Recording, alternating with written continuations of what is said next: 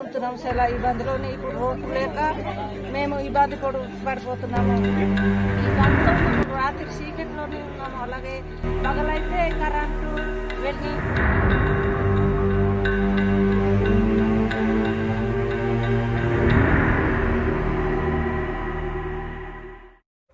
పోలవరం జిల్లా రాజవొమ్మంగి మండలంలోని కిండంగి గ్రామం ఇప్పటికీ అభివృద్ధి వెలుగులకు దూరంగా మిగిలిపోయింది. సుమారు 30 కుటుంబాలు 130 మంది జనాభా కలిగిన ఈ గ్రామం అడవుల మధ్య ఉండడంతో మౌలిక సదుపాయాలు లేని గ్రామంగా మారింది. స్వతంత్రం వచ్చి దశాబ్దాలు గడిచినా కిండంగి గ్రామ ప్రజలకు ఇప్పటికీ కనీస వసతులు అందని పరిస్థితి నెలకొంది. గ్రామానికి ఇప్పటి వరకు విద్యుత్ సరఫరా లేకపోవడం ఆందోళనను కలిగిస్తుంది. రాత్రి వేళల్లో దీపాలు లేక చీకట్లోనే జీవనం సాగించాల్సి వస్తుందని గ్రామస్తులు వాపోతున్నారు.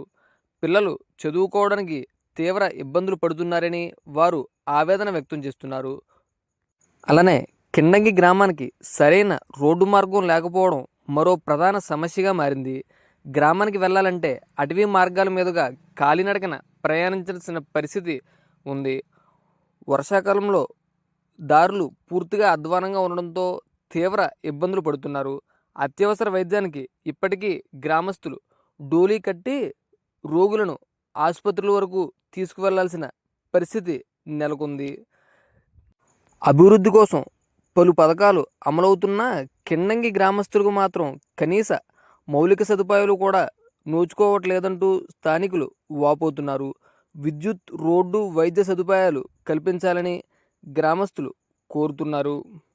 తమ గ్రామంలో సమస్యలపై అనేక సార్లు అధికారులకు విన్నవించుకున్నా ఎవరూ చర్యలు చేపట్టట్లేదంటూ ప్రజలు ఆవేదన వ్యక్తం చేస్తున్నారు. మాకు రోడ్డు కావాలని కోరుకుంటున్నాము, కరెంటు కావాలని మేము కోరుకుంటున్నాము, నీళ్లు కూడా కోరుకుంటున్నాము. ఈ బంతో ఉన్నాము, రాత్రి చీకట్లోనే ఉన్నాము. అలాగే పగలైతే కరెంటు వెలిగించి అలాగే లైట్లు చార్జ్ చేయడము, రాత్రి వెలిగించడము అలాగే ఉంటున్నాము. చాలా ఇబ్బందిలోనే ఇప్పుడు రోడ్లు లేక మేము ఇబ్బంది పడిపోతున్నాము.